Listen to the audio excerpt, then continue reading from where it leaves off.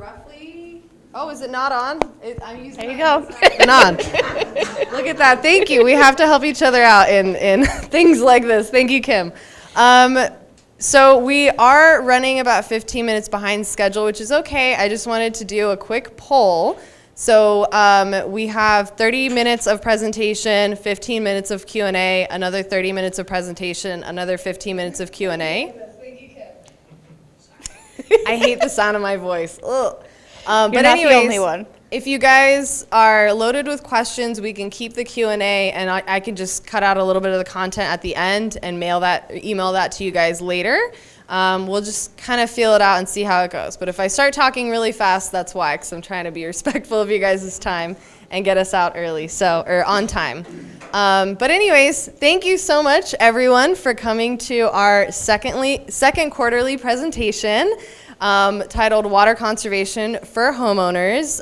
Before we get into the content, I want to say thank you so much to Gold Canyon Community Incorporated for helping us put this on.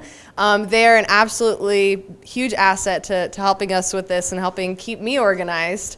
So thank you. And then Blossom Digital Marketing is here doing the recording. Thank you so much to them, to our tech guys. We appreciate that as well. A few quick logistics. I already mentioned the sign-in. There's a registration in the back. We'd love to hold on to your guys' email address so that we can let you know about future workshops. We don't give that information out, not even internally. I refuse to give anyone, even within the company, your guys' email addresses. Yeah, so we have our handout, and then at the very end, we're just going to email you guys a survey to get some feedback about what we could do better and then future topics that we want to cover, because we will be doing another one of these about the end of July, which I know it's like really hot at the end of July, but we'll make it happen. Please save your question to the dedicated time. That way we can get through all of this amazing content. I can email out the presentation as a PDF. That way you guys can have the information as well. And then accessing this, in case you want to see Kim and I do this lovely presentation again, this is live stream but also recorded, and it'll be saved on the Water More Precious Than Gold Facebook page. So tell your friends, and if you ever don't know what to do on a Friday night, you can watch this presentation again. Without further ado, I will let Kim introduce herself. I'll cross over here, and then I'll introduce myself, and we'll get started. Okay, I'm Kim Yeagley, aka Plumber Woman, also the owner of Gold Canyon Plumbing. I've been plumbing about 17 years now, and my passion is water conservation and residential plumbing. We're so happy Kim is here. So my name is Raluca Mihalcescu. I work for Arizona Water Company. I'm the Water Conservation Coordinator.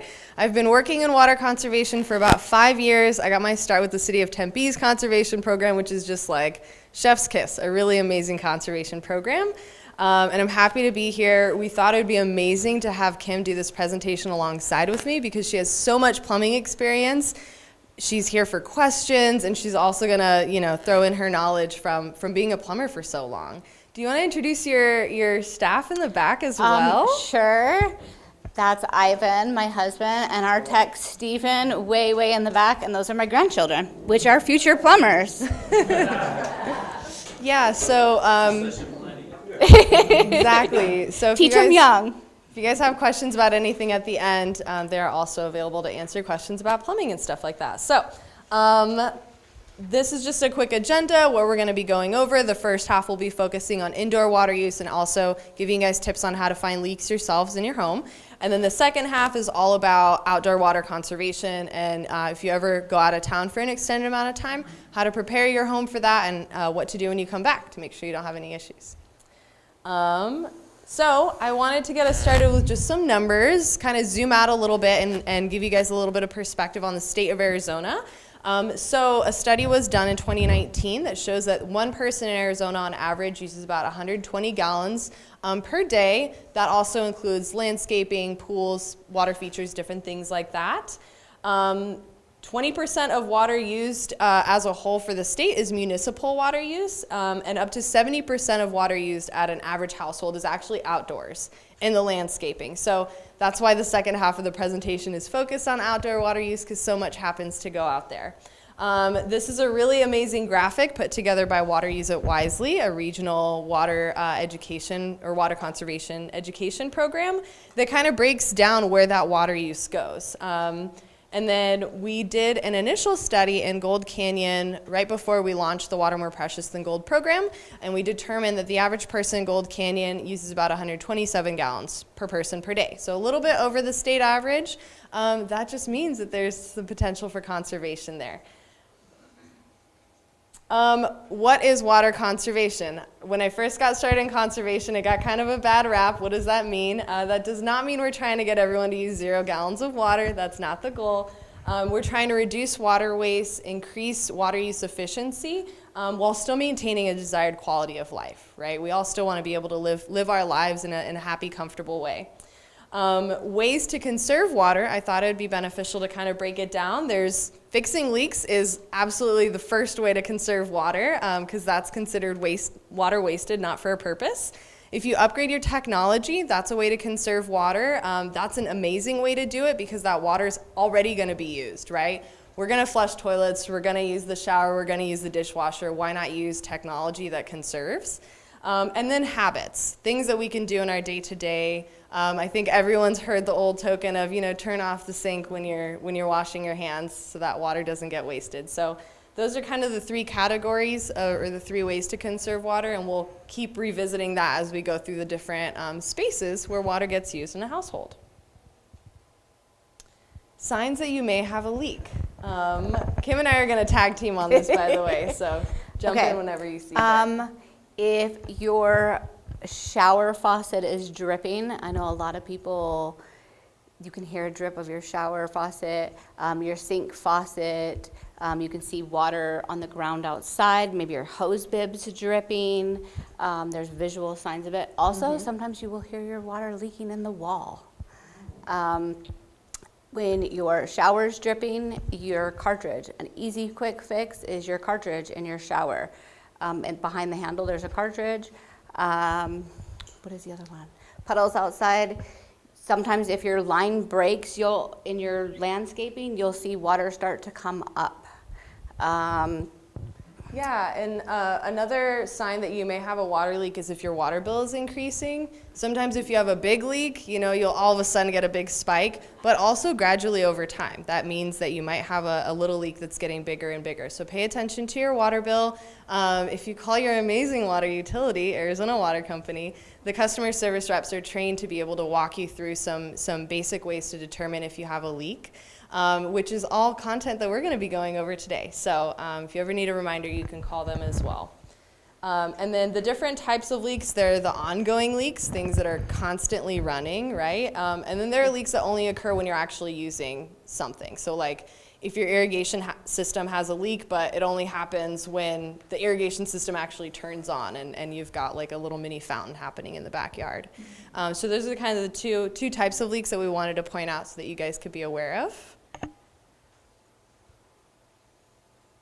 And then how to check if you have an ongoing leak. Always use your water meter. We wanted to go over the components that feed water into your home just so that you guys can be aware of it and also be aware of what is whose responsibility. So in this diagram, it's kind of hard to see because of the lighting, but we have the utility main. That's, in this case, owned by Arizona Water Company, the big pipe under the street. You have your water meter, which is also owned by the utility.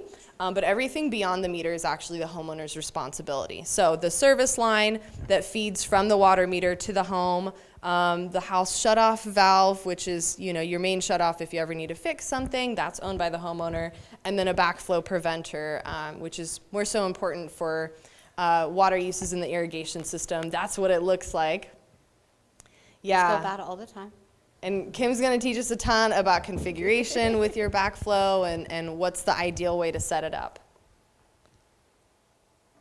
So starting with the water meter. Your water meter, its purpose is to track how much water you use in your home for billing reasons, but also for leak detection purposes. So it's the first place to check. It's usually near the street, covered by a meter lid like this. Sometimes it's covered by a shrub or maybe some gravel, so it may not be super obvious, but every single home has one. unless there's a master meter, but that just makes things a little bit more complicated. So most homes do have their own individual water meter. And very fun for your plumber to find. Yeah. Yeah, so it's not necessarily something that, you know, we as homeowners are checking often. Arizona Water Company, they physically read every meter, so they are getting looked at pretty frequently.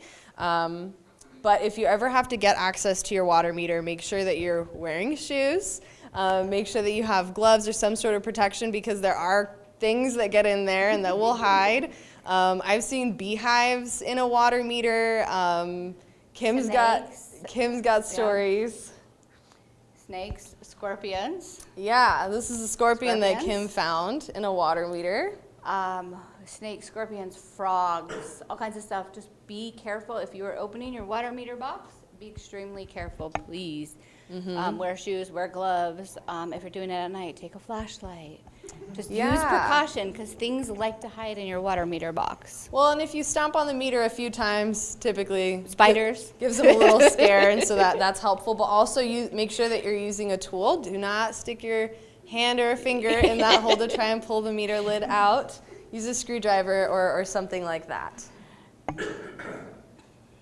And so this is typically what the face of a water meter looks like. They're analog meters, so just so that you guys are aware the way that the water meter works, the mechanics on the inside, the water meter itself doesn't track water usage unless water is physically being moved through it. So if you ever look at your water meter and you're like, hey, the dial is spinning, that means water is being used somewhere.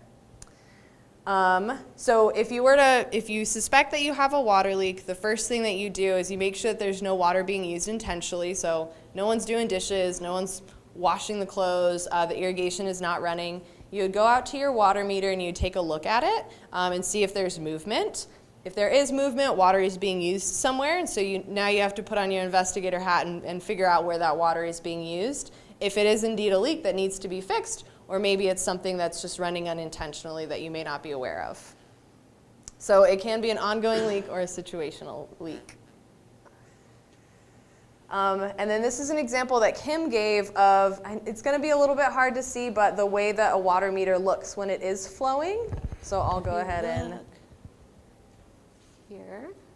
See a little triangle spinning? Yeah, so there's a little triangle and it spins, and the rate of water going through your meter determines how much water is being used. So if it's turning slowly, that means just a little bit of water is being used, versus if that thing is going, there's water going somewhere. If it's moving slowly, it could be a leaky toilet, a leaky cartridge, a leaky faucet, hose bib, something very small. We do see it a lot though. Yeah. And then your service line. So moving on past the water meter, your service line, its purpose is to deliver water from the meter to your home.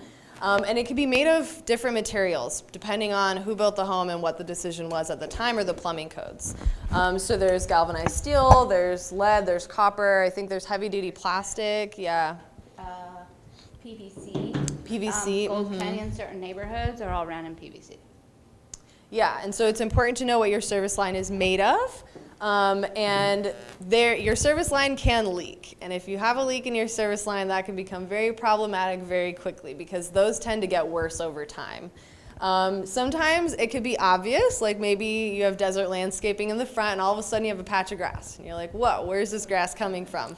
That may be an indicator that you have a service line leak. That means that in the pipe, the hole is pointing up, so that the water is surfacing up towards the top. But there are instances where that hole could be pointing down, so it may not be obvious that you have a service line leak. It is, but it can be, but it also cannot be. And sometimes it'll move slow, sometimes it'll move fast, sometimes you really don't know until you get somebody out there to start looking at it. Yeah, and they can be really expensive to fix, mainly because Kim can speak to this, but you gotta dig it out, you gotta replace it, It depends on where it is. Sometimes you can do spot repairs, sometimes you have to dig up the whole line. It all really depends. If you have PVC, sometimes people are like, I don't wanna deal with PVC anymore, I wanna switch to copper. It all really depends on your situation. Everybody's situation is different, every line is different. Your neighbors could be PVC and yours could be copper, and your other neighbors could be PEX. It all really depends on what is done in the houses. Yeah. Let's see. So this is an example that Kim gave us of a service line leak, and you can tell that when the water This turns is actually on, a PVC line. that water meter is going and you've got water coming out of that hole. So in that case, it's pretty obvious that there's, a leak in that service line and that it's close by. That actually was probably 10, 15 feet away, but the water had caused such a big hole in it from just the pressure of running for so long. They were actually out of town all summer, and it had been leaking all summer and created its own cavern. So the water department noticed that their water bill had gone up extremely high, sent somebody out, looked at it. Of course, in this instant, by then, they had opened it up, seen there was a massive amount of water, or the meter was spinning really bad, shut off their water. They got a call in whatever state they were in. They called us. We went out. We started doing some investigating, and as soon as we opened it up, we could tell it was leaking on this particular one. But a lot of times, they're not that easy to find.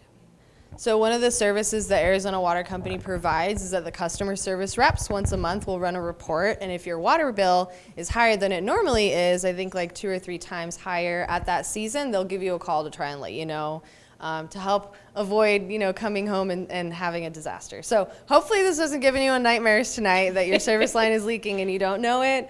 We just wanted to make you aware this is one of the first places to be aware of a potential leak. And moving on past the service line, talking about the house shutoff valve and the backflow preventer. So if you want to bring that up again, Kim. So your shutoff valve is intended to be able to shut off the water to your home in case you need to make some repairs. But it can also be really helpful in identifying or isolating your service line for a leak. So if you had a leak and you're like, oh man, I hope it's not my service line. Essentially, you can turn off the water to your house, so you're cutting off everything beyond your home. And if that meter is still turning, then indeed it is in your service line. Versus if you turn it off and the water stops, then okay, it's somewhere beyond there. So it's a great tool to help you isolate that line. Also, some of these are circle. They're called a gate valve. If you have a gate valve, don't turn on. Please don't. Are you ever calling me? Gate valves tend to break off more than ball valves. And you would really like to be able to turn your water back on. I always recommend going with a ball valve and not a gate valve. For those online, she just recommended that. I just realized you don't have your mic. Sorry, yeah. She just recommended ball valve to gate valve. But yes, it's important to know where your home shutoff valve is, that it's in proper working order, and yeah, that it's fairly easy for you to actually use it to turn off the water. Pressure vacuum breakers. So the shiny cap on that is the pressure vacuum breaker. And there are different ways that these can be configured. So Kim, correct me if I'm wrong, but the intention of the pressure vacuum breaker is so that if there's a surge of pressure, like for example, the fire department has to come and pull water from the fire hydrant, there's no way that water from your irrigation system that could potentially have chemicals in it from landscaping and stuff like that, it can't get back into your home or back into the potable water system. So that helps prevent that, correct? They are also on your pools. So your Yes. pool water does not get back into your house. So sometimes you will have 2 of these on your house. You have one by your pool and one by your sprinkler system. Yes. So your shutoff valve for your irrigation system is connected to that pressure vacuum breaker. And you can override. So the proper way to install this. Ooh. Are we going there? No? Whatever Okay, you we'll want. Go ahead. Okay. Go ahead. So this is just an example of the house shutoff valve. It's kind of hard to see, but it's first, and then the pressure vacuum breaker is after. That's what Kim was about to talk about. So what that means is that you can't shut off the water to your home and still have the water to your irrigation system run. Does that make sense? It should be. So we see this all the time. When you leave town, especially for out here, winter visitors, you want to shut off your home water when you're leaving for summer. So, but you want to keep your plants watered. So, a pipe should be coming off. Ooh. I'm holding too many things in my hand. Here. There we go. So, the pipe should be coming off the bottom for this, and then your home shut off. And we see it all the time where it's plumbed like this, so we have to go in and move it around. You can also turn off your sprinkler systems by turning these. to designate a leak also. So, but we see it all the time where it's plumbed and then people can't shut off their home. They have to leave their home on because either their pool's still getting water, they have a pool and the pool still needs to get water, or their sprinklers still need to get water. So a lot of times we have to come out and reconfigure it and replumb it so they can shut off their house because they don't want their house flooding, but they still want their pool and their irrigation system to get water. It's a fairly common problem. Yeah. So I know that seemed really complicated, but don't worry. We're going to be sending you these slides so you can see these examples and reference them. So now we're going to cover going inside the home. That was more so on the outside, trying to isolate and different things like that. Now we're going to go over kind of the rooms inside the house, what water use devices we find there, and what leaks can look like in those spaces. Wait, before you move on 1 second. Oh, sure. There's also on the technology, which I forgot to send you this slide, on the technology for your front house main, there are a few different systems now that you can put on your front main that'll detect a leak inside of your house and will automatically shut off your house if it detects a leak. A lot of them have apps and will text you and say your house water has been shut off. They have sensors you can put under every single spot of your house. There's a whole bunch of new technology coming out to shut off your house main water for winter visitors. Yeah, so that could be very beneficial. So that way you don't have to worry about getting a call from Arizona Water Company. You can check an app on your phone and see if the water is running to your house irregularly. Thank you. That was a good point. Cool. So now diving into the home, the first place we want to start is the bathroom. So in the bathroom, we have the shower, we have the sink, we have toilets. Leaks can occur in all those areas. So it can look like a dripping tap in the shower or in the sink. It can sound like a toilet running. You can see water coming out of the bottom of the toilet.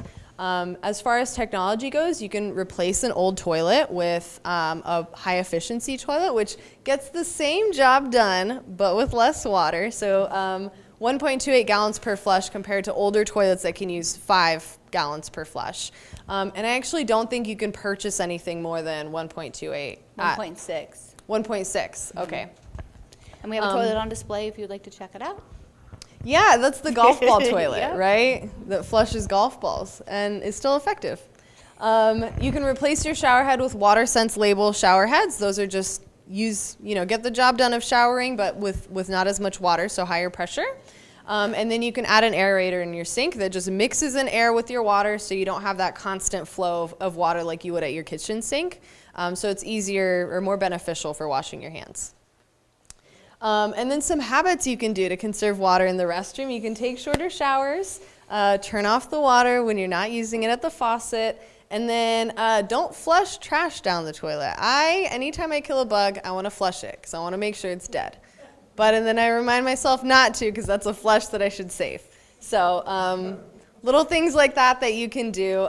People at events tell me all the time, like, oh, I shouldn't flush my toilet. Oh, you should still flush your toilet.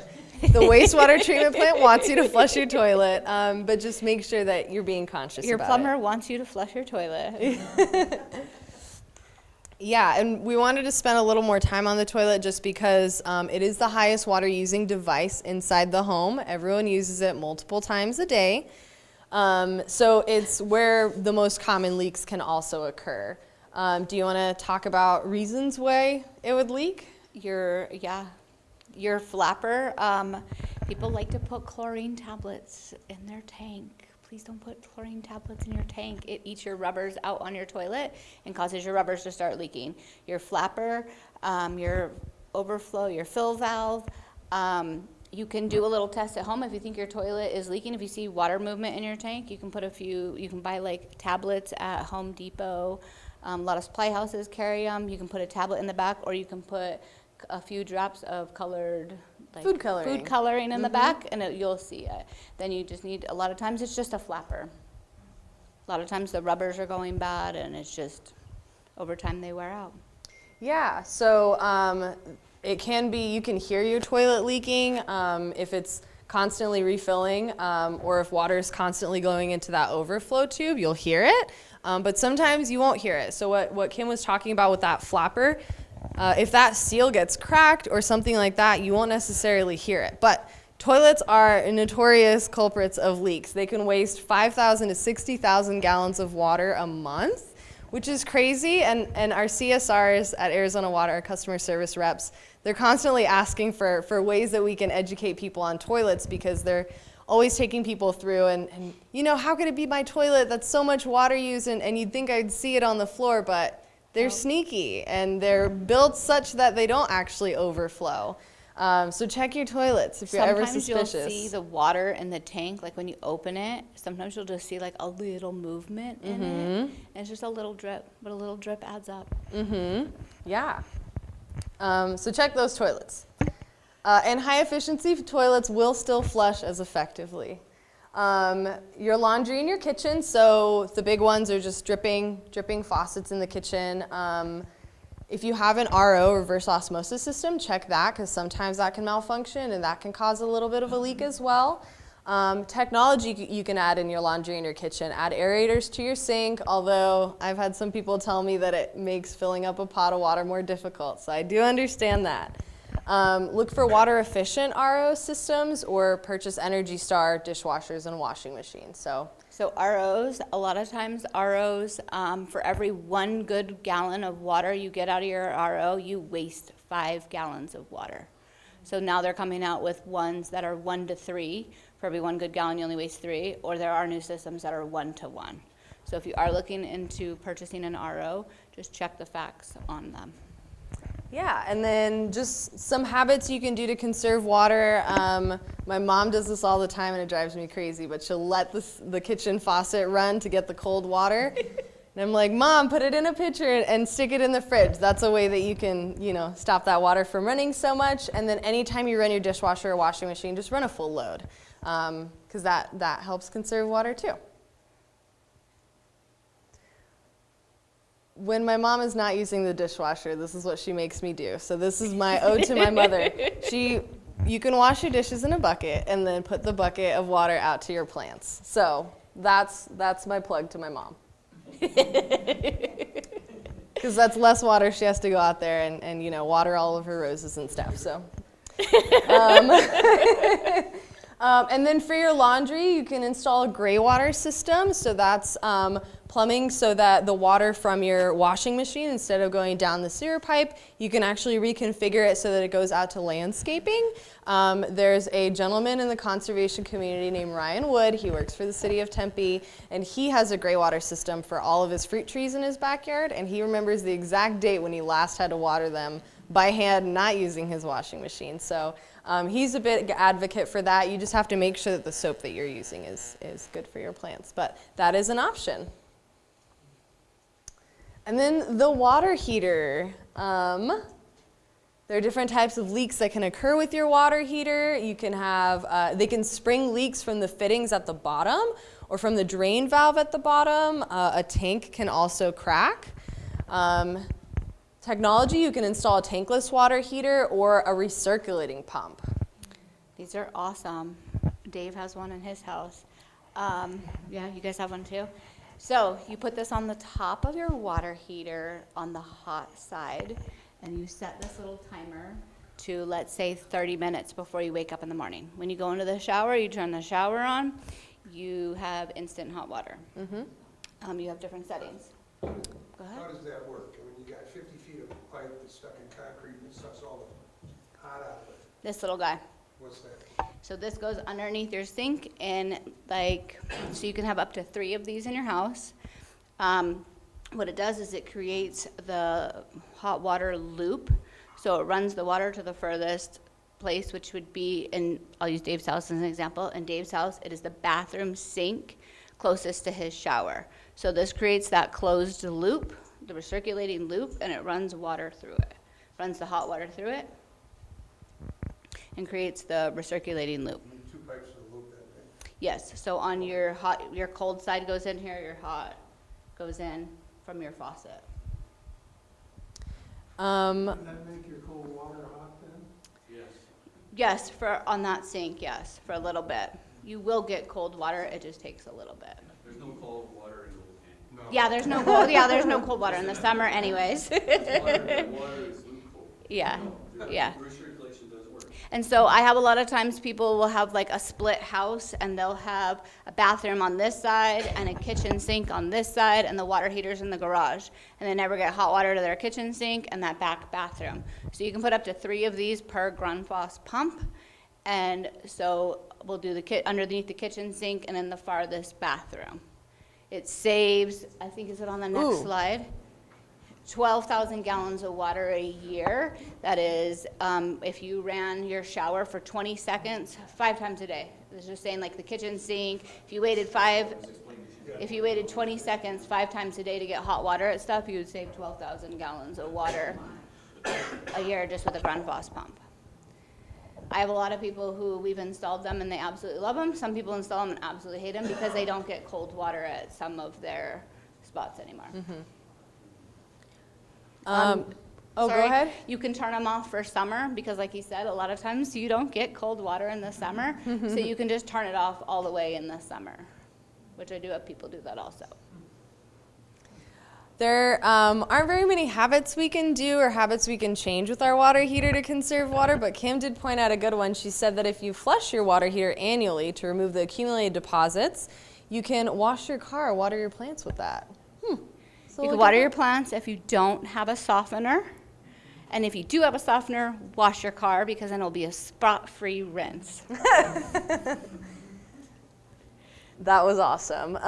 So indicators that you may have a leak with hot water. I thought this was really interesting when Kim told me this, but if you have no hot water available, that's a pretty obvious one. But if you have a hot spot on the floor or your cat loves to lay in a weird place on the floor, that might be an indicator of a hot water tank heat or a leak. I have had a few people that have noticed when they walk through their house barefoot, a weird hot spot in their, I had one the other day, she noticed a weird hot spot in her kitchen, and that's where the leak was.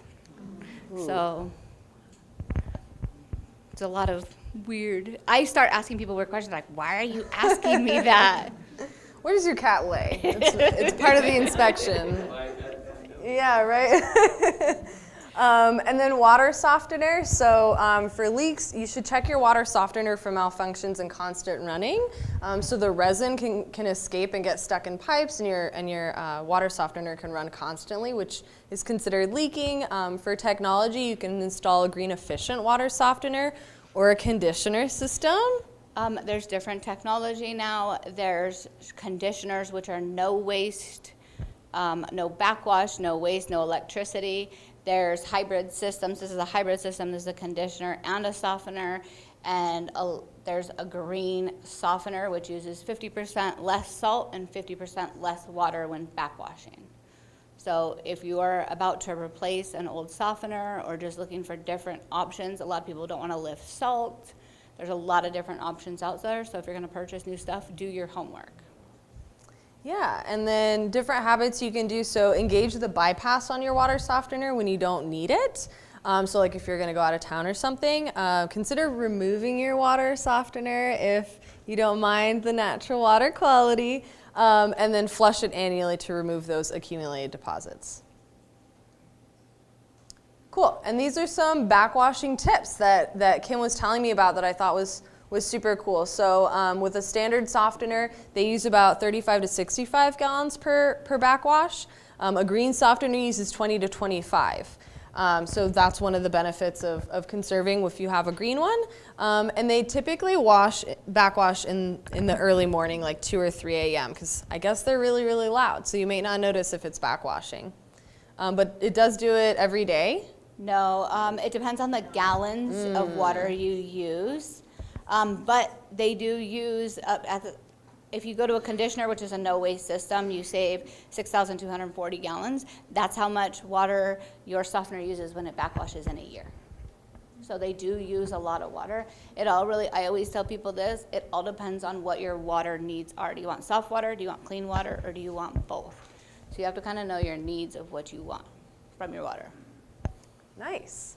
And then we wanted to very quickly just show where the bypass is for both of these. So there's a shutoff going into the water heater, and then there's a bypass for your water softener. It exists somewhere. A lot of in water the setup. softeners also, I don't have it on here, But on the back of here, there's a lot of times a water softener has shut-off valves right here before they go into the pipes. On our machines, they're all red. They're big and noticeable. Just like this, when you turn it and you cross the pipe, a lot of them have handles on the top. If you've never turned them and your machine is old, I do not recommend turning them.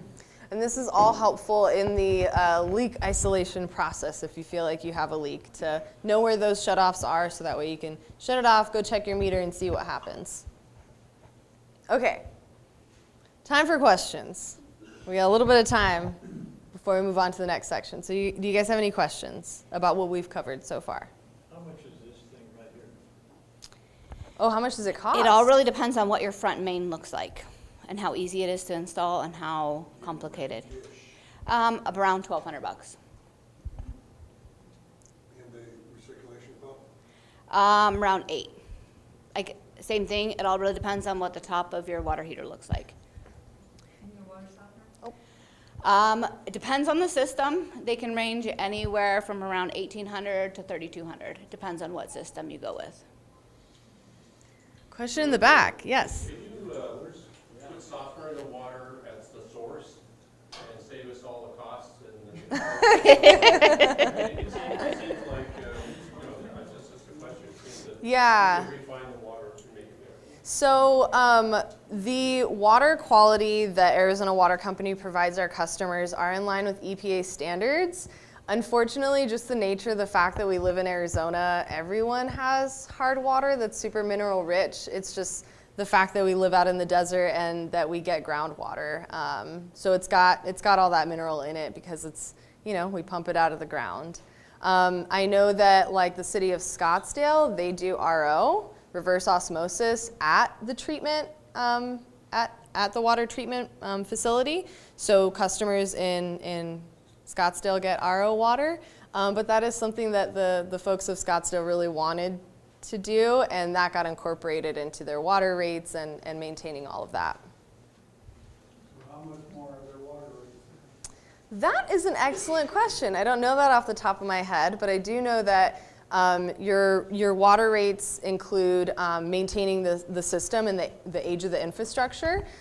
So they can fluctuate depending on what the utility needs to do to maintain things. So like, I know Gilbert a few years back just redid a lot of their infrastructure, all their mains and all of that, which is a big capital expense. It caused the water rates to, increase a little bit, but for the longevity of the system, that's better. So those types of things are, what goes into the rate analysis. And I'm not a rate expert, so unfortunately, When you talk about soft water at the source, in Iowa, our city does have soft water from the city.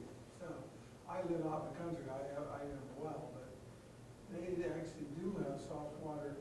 It's 50% soft, not 100%. They soften it 100%, and then they add hard water to it because it wouldn't taste good as soft water. You also have to be really careful when you're doing soft water because how soft water is softened in Arizona, it's all done through salt, and you can't put salt on plants. This city doesn't use salt, they use lime Okay. to soften the water. Yeah, you do, and I have installed like chelation systems, and we have run into some issues also with chelation systems. You just have to be really careful how you're softening the water. Next question, it wasn't clear to me that, it looked like you had a service line. Is that Arizona Water responsibility, or is it stop at the meter? it stops at the meter. Yeah, so the service line is the, You didn't ask us. oh, Well, I just thought it would shut it off at the house, but it actually is at the meter, so that 40 feet or whatever Yes. is on us. From the meter box to your house, so there is a shut off also on your meter box, but as a homeowner, you're not supposed to touch it. It either has to be the water department or a plumber. Even us, we're really not supposed to touch it. So from the meter box to your house is your responsibility. I have a story about that. I used to live in northern Nevada, and there's 3-foot crawl space. And that part, when we didn't ask the county to turn it off, and we went away, luckily, we weren't in the middle of Mexico, we were in Parker. So we were able to get home and take care of that.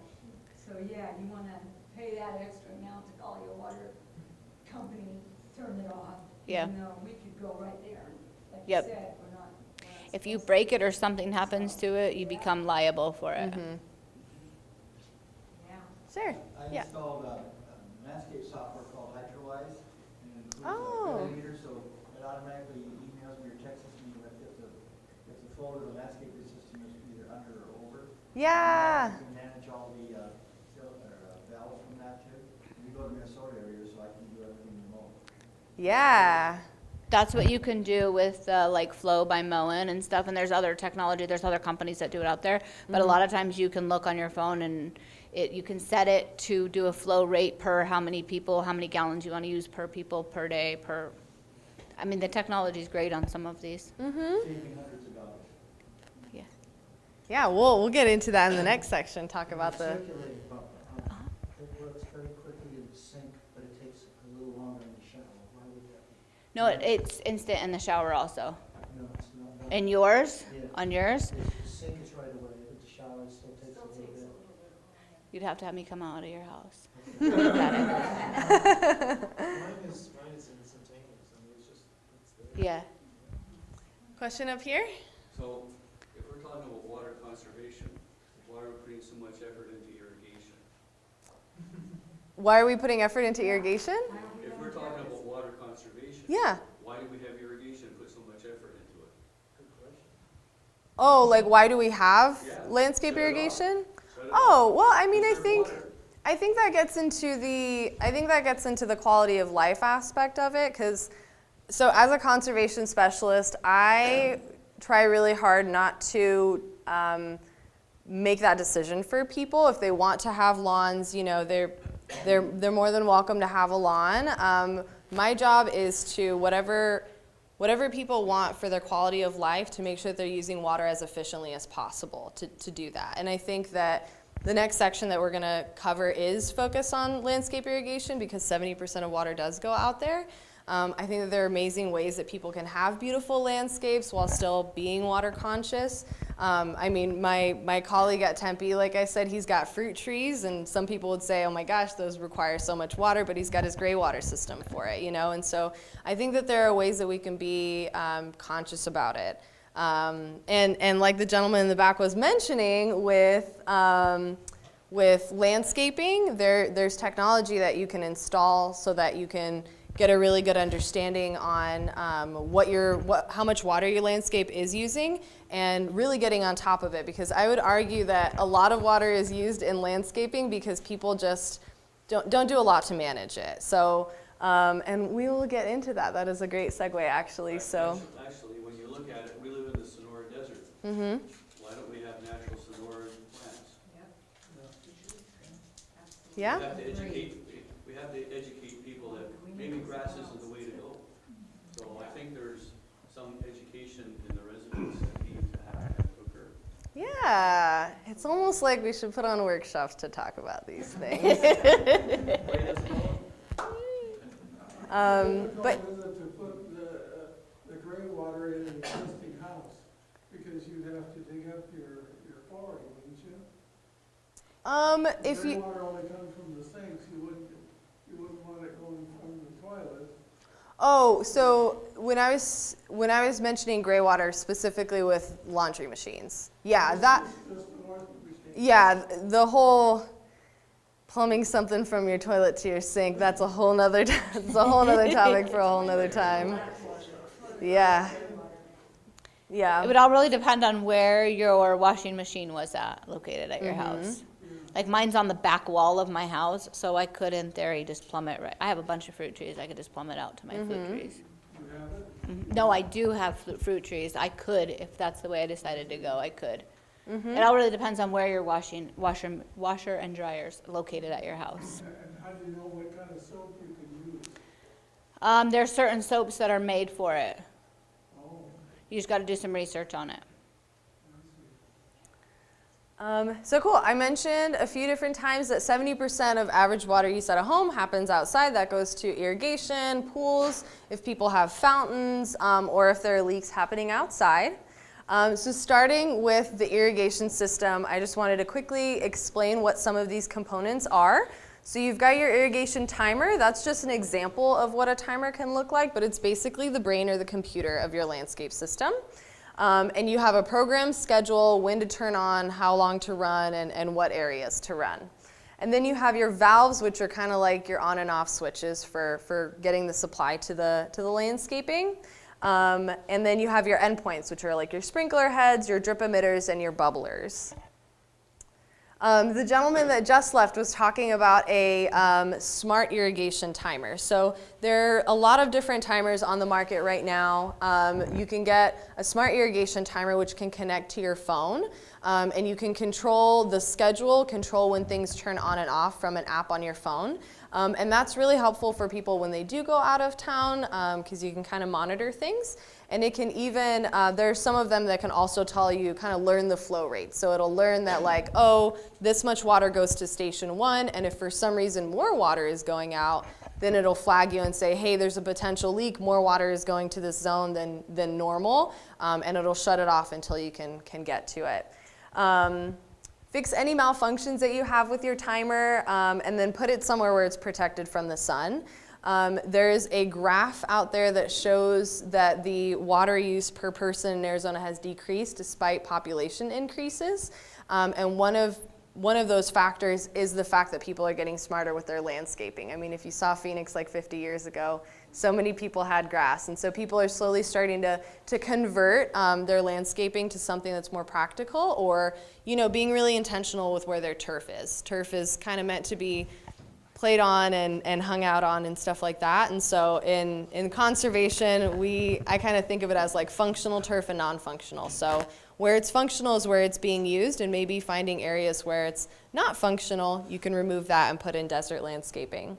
But habits for the timer is be aware of your schedule, know what's going on. When I was working at Tempe, I would actually go to people's homes and look at their timer, write down the schedule, run their system, see if there were issues, and give them a report about it. And oftentimes, people didn't even know where their timer was or what the heck it did. And so I'd have to help them find it. And just understanding what's going on is one of the most important things. And then if you can adjust your timer 4 times a year versus just twice a year, you're automatically saving 30% of your water in your landscaping. If you can take it one step further and change it once a month, then that's even better. The reason why we want to change it once a month is because the seasons and the heat in Arizona dials up and then it dials down. So we want to give water to our plants accordingly. So as you can see here, if we just changed it change the watering twice a year, then we're overwatering half the year and underwatering the other half. And the reason why we have to kind of stay on top of it on a monthly basis is because of evapotranspiration, which is just how plants lose their water. So trying to make up for the water that's being lost through heat and all of that. If you want help with knowing how to change your timer, there are many amazing resources out there.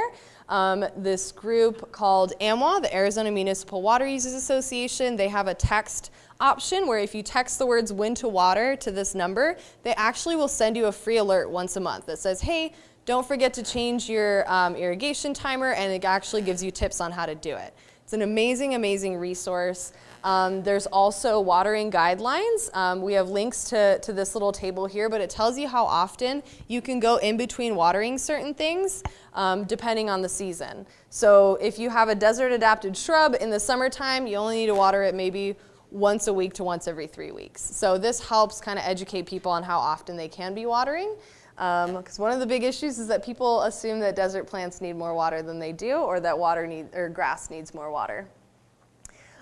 So this is what a valve looks like, an irrigation valve. They can spring leaks all the time.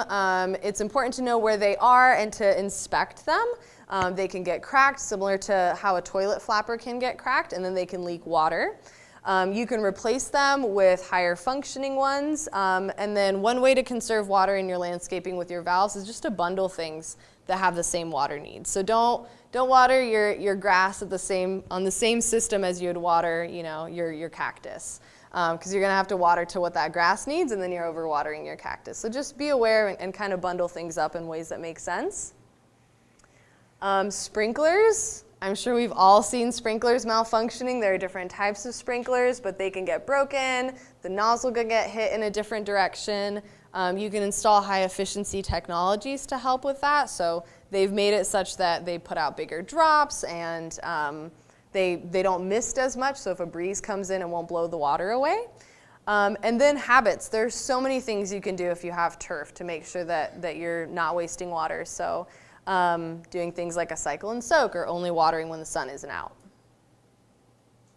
Drip emitters, these are for desert landscaping specifically, but you know, I would say avoid these types of drip emitters. It's just a hole in a piece of plastic. It does nothing to regulate how much water is getting to that. You can get pressure regulating emitters, which are these guys, that actually adjust how much water that plant is getting, so you're not overwatering it, but drip systems in general only last about 10 years, and then they start failing. And so you'll see, if you see an issue and you see a leak and you fix it, and then a few weeks later you see right next to it another issue, so then you gotta go fix that, and then a few weeks later down again, that just means that your whole system is kind of falling apart. So every 10 years or so they need a general facelift. But yeah, there are a ton of tips. Honestly, we can do a whole workshop just on how to water your plants in your landscaping.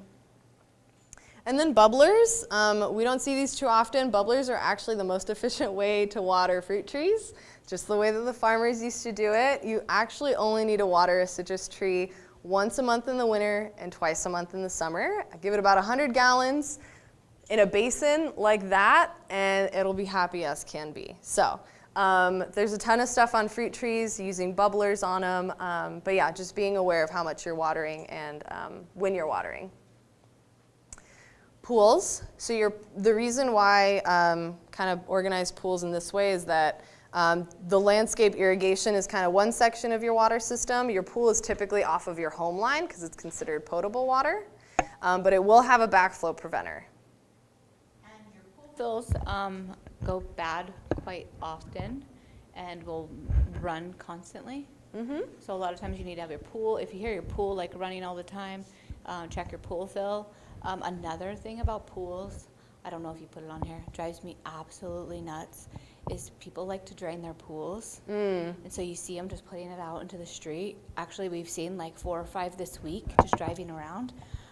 Put it in your sewer pipe. I don't know if the sewer department would like that very much, but at least you're regenerating the water and it's going into the sewer, and they can at least reuse it.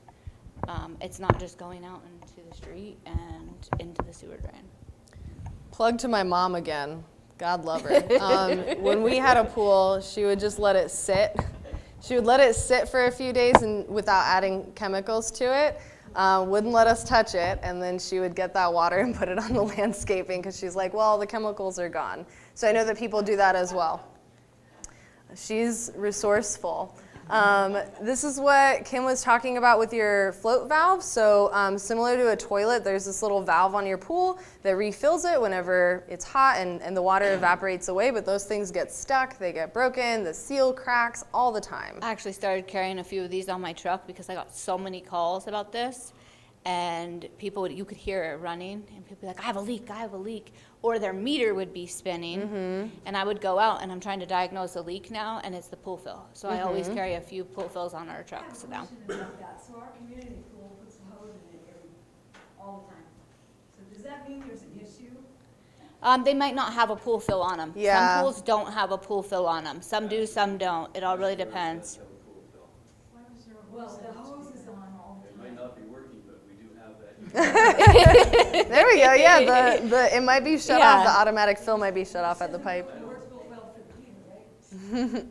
And another thing you can do if you ever suspect that you have a leak in your pool, whether it's the fill or you're terrified that there might be a crack in your pool, you can do something called a bucket test, which is super crafty, but you essentially just take a bucket, like a wide mouth bucket, put it on your first step, fill the water in the bucket to the water level outside and mark it, and then basically turn the water off to your pool and let it sit for a few days and see what the evaporation level inside the bucket is compared to the pool. Because If it's evaporating more in the pool than in the bucket, you've got a crack somewhere. But if they're staying the same, then you don't have a crack, and there might be something else happening. So that's a very cheap and easy way to test if you have a crack in your pool.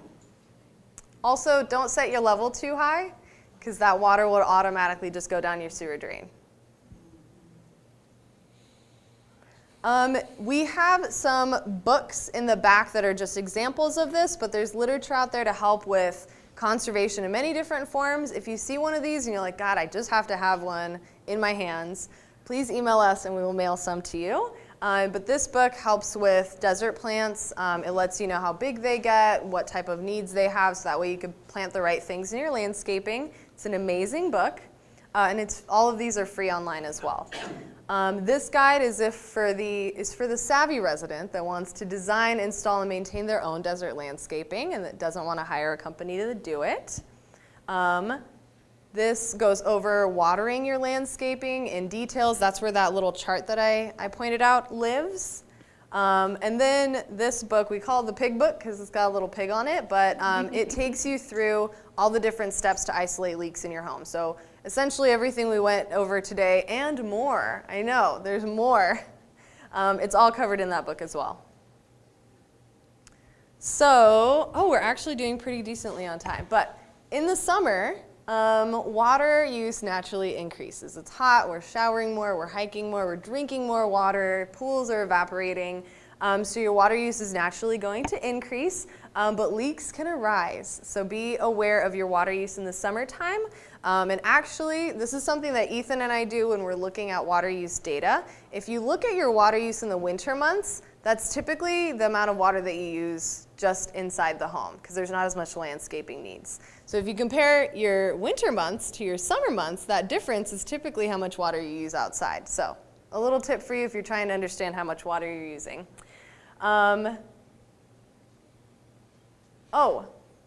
We put this picture in because this is an amazing example of a setup. And How to properly set it up. Properly be ran. And it's so hard to Yes, see, yeah. but I think this is where the pipe is coming up from the service line. Yes. And then it diverts to the irrigation, and then it goes up to the home line. So if this was my setup and I was going to Alaska for a few months over the summer, I can turn my water to my house off, but still have my water to my landscaping on, so that my plants are still alive while I'm having a hoot of a time. Some general tips. I know we gave you guys some tips in your handouts, but in general, again, make sure that you're adjusting your irrigation schedule so that it's appropriate, especially if you're going out of town. You're watering in accordance for the summertime. Do something called a cycle and soak. All that means is don't give all your plants and your lawn all the water at once. Break it into like, okay, I'm gonna run it for 30 minutes, let it soak for an hour, run it for another 30 minutes, let it soak for an hour. Our soil is so clay-based, it can only take so much water at once anyway. So cycle and soak is a way to help with that. And then when it rains, oh my goodness, let's turn off our irrigation systems and then turn it back on in a few days or up to a week if we have a really good storm. And then check your home for leaks. So before you leave, do a thorough walkthrough inside your house, but also turn on your irrigation system and just walk around. Look and listen for things, because if you hear a hissing sound, that's probably a leak somewhere. And then check your pool autofill as well. I already went through some of this, but inspect your home for leaks, inspect the outside for leaks, turn off anything that's unnecessary. If you're leaving and maybe you don't need your water softener on, maybe just shut it off at the bypass. Just to be safe. Or call a plumber and they can set yeah. it to regen differently. Yeah, yeah, there you go. You can also do that. And then when you get back, so there are a few checks that you can do when you come back in town from a vacation that could be really helpful. If you turned anything off, make sure you turn it back on slowly so that you don't rush all that water back and cause any issues. Kim gave a really good point when we were talking about this, but turn off and on every point of water just to make sure that it's working properly. So that something funky didn't happen while you were gone, right? Also, if you turn it on too fast and it's been off and the pressure, a lot of times the pressure out here in Gold Canyon, they're constantly messing with the pressure. So if it's in the summer and they're watering more, they tend to change the pressure a little bit. So don't turn it on slowly. Let the pipes fill back up. Yeah. Don't just crank it back on. And then, yeah, check your water bill. Make sure that the usage looks kind of normal. You can always call your water company if you have questions about that. Use your water meter to look for any leaks. So just do a general check at your meter. And Check then under your faucets. A lot of times these leak. You'll start to see them turning green from a small leak underneath your sinks. A lot of people don't check underneath their sinks until it's too late. But these will give you warning. They will start turning green. And then if you have irrigation, adjust it when you get back into town. Because by the time you've gotten back into town, it's probably a lot cooler. So we don't need to water like it's still 118 outside. Wow, we're on time. Woohoo. We've got 15 minutes for questions. I had a question. Sure. I see on the rate case that average is like 6,000 gallons per month per household. Okay. And then, what would a pool be? Just to fill up a pool, I have no idea how many gallons that is. That seems to be significant. Well, it depends on the type of pool and the size of the pool. If it's like a diving pool or a shallow pool. I do not. I'm not a pool person. I'm sorry. Okay, well, it wasn't a trick question. It just seemed to me that I was surprised at the difference, and it's gone down over the last 10 years, which was also very surprising to me, the consumption average across Arizona or Arizona. And I'm not sure why that is. It's a few different things. It can be the conservation ethic. You know, cities and areas have been putting a lot of emphasis in educating people about it. I think also just general concern that people have, you know, as this gentleman mentioned, you know, we live in the desert. Let's take out any grass that we don't use. A lot of cities and conservation programs will have rebates if you take out your turf and replace it with something like that. And then part of it, I mean, it's funny because we have this conversation internally all the time. They're like, oh, water demand is decreasing, conservation is working a ton. I'm like, well, wait a second, I want to take credit for that, but also it's been a wet winter, you know? So weather definitely affects that as well, and a bunch of different factors. So it's hard to pinpoint it to one or two things specifically. Yes? So you supply water to our East Valley here. Mm-hmm. Do you have programs for conservation? Do you go in to a community, do an audit, make suggestions? And do you have any programs to help the resident homeowner to convert to a more friendly Desert user? landscaping. So on a community basis, since launching the Water More Precious Than Gold conservation program, we have a contract with a gentleman named Gary Woodard, and he goes out and they do a walkthrough of mainly common areas for HOAs, but we're expanding that out to also do general commercial buildings, because you know, it's harder to get a commercial property convinced to make those changes. And that's a free resource for HOAs. I think we've already done, I want to say maybe like 4 or 5 HOAs out in Gold Canyon, and there's one more happening this Friday with those audits. So those are exciting. As far as doing like an in-person audit to your home, that is part of my big grand plan for the conservation program for Arizona Water Company. As of right now, it's just Ethan and I getting everything started. So when I was at Tempe and we were providing that service, we were a staff of 5, and 3 people were just dedicated to answering calls and going to people's homes and writing up those reports and stuff. So once we have more of the staffing and the people power, that's eventually where it would be amazing to get to. But in lieu of that, I think doing things like this and educating through the Facebook page. So if you follow the Facebook page, we're constantly putting out tips on how to conserve water and stuff like that, and just educate people on what they can do. For rebate programs, that's a more interesting topic because Arizona Water Company has yet to launch a rebate program for our customers. It's actually pretty unusual for private water companies to do that. It's more common in public utilities. But it's something that we have as part of our, I want to say in like maybe the next year or 2, we want to explore doing that. So can we reach out to you to get that info about audits, the gentleman that does your audits for HOA? Absolutely. Yeah, I am the main person. Mm-hmm. Okay. Yeah. We gave that to Mindy like 8 months ago. We gave them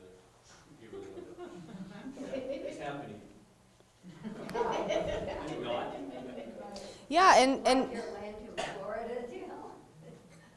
Well, from a, oh, okay. I was like, wait, there's something going on here that I'm not picking up on. But in general, if you guys have any questions about this, honestly, you can call me about it, and I'm happy to talk about this stuff. This all came from Monaghan, from experience that I got in Tempe. So if you guys have any question about any of your pools or landscaping or anything like that, happy to help with a phone call. and that telemetry that you did, where you go out and somebody drives by rather than going to look at the meter. That seems to be like bulletproof. Does that work pretty effectively, the telemetry? So yeah, so you're talking about converting our standard water meters to AMR, which is automatic, forget exactly, not the AMI, but it's essentially, so instead of our field staff having to go out and physically read every single meters, we add technology to our meters so that way they can just drive by and pick up all of the signals.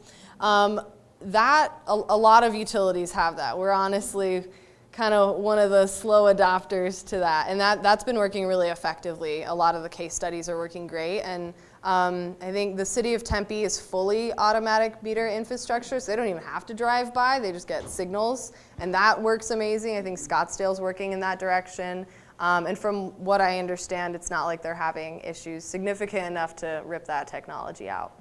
Well, us in Mountain Brook would be glad to measure our own meters and save you the time. Oh, okay. I wonder if conservation will really start working in mountain, like be really effective. We might see a trend. We have lots of time. Yes. Yeah, there's a bill in the Arizona state legislature, as I understand it, to force HOAs to conserve more water. Is Arizona Water going to help us with that? SB 1740. Oh. It's supposed to be Approved this summer. Oh, okay. So. hasn't passed yet, but if that happens, then we're going to be looking for help. Oh, I'd absolutely love to help you if that passes. There's someone on our staff that's dedicated to policy, and we should meet more often. But so I'm not fully knowledgeable on that right now. But yeah, if that were to pass, and that means that you guys have to make adjustment to the common areas, absolutely. 30% reduction by 2025 Wow. In the turf grass and the common areas? in usage. Oh, in usage. Okay. And I heard that the golf courses had to reduce their water. There was some legislation going on that, but it already happened, and they have to meet a certain standard by 2025. Is that accurate or not? Golf courses get regulated in a completely different bracket and legislation than the stuff that Ethan and I are doing. The same person that does policy also focuses on golf courses, so I'd hate to say something that's wrong. That's why I'm hesitant to give anything on that. But I know that the work with golf courses and conservation is the technology that they've already integrated all of this technology. Golf courses are already working to make sure that they're using water as efficiently as possible. And my understanding is the golf courses in Gold Canyon use effluent, so treated wastewater as well as untreated CAP water for their golf courses. So I know there's a lot of work being done, because when I was talking to Gary, I was like, hey, what about golf courses? He's like, they don't want to talk to you, because they're already, everything we're going to tell them to do, they're already doing, so yeah.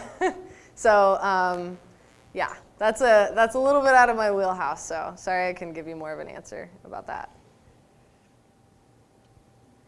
Anything else? Any questions for Kim? No? Well, You can cool. see me after too, or you can call me. Yeah. You wake up in the middle of the night, you have a question. 24/7 service. Do you have cards with you? I do. That would I be do have good cards. if you could distribute Yep. those. And I'm also wondering, do you do like audits of houses to help them transform their plumbing to more I do water conservation friendly? I do not, but I could come in your house and point out different areas you could save water in your houses. The number one use that I see a lot out here is the old toilets, the 5-gallon toilets. That's a huge one out here, especially because some of the houses, you have people moving in and out so quickly sometimes. So I feel like toilets are sometimes just kind of, so you still see quite a few 5-gallon toilets out here. And I also want to mention, because I just know this from talking with Kim, that she is making herself knowledgeable, is in the process of doing so, regarding conversions to gray water plumbing, okay? So if you're interested in that, talk to this lady, because she... And she's rainwater more harvesting. expert to this, right? So I'm thinking about it, and Yep. I'm very happy that, that you're making yourself knowledgeable about Yep, this. and rainwater harvesting. Exactly. That's another big, I have a garden at my house. I have a tortoise, and I grow his own food for him. So I'm looking into harvesting rainwater. Excellent. So. Well, cool. Thank you so much, everyone, for attending. If you have questions, please let us know. But I think with that, we will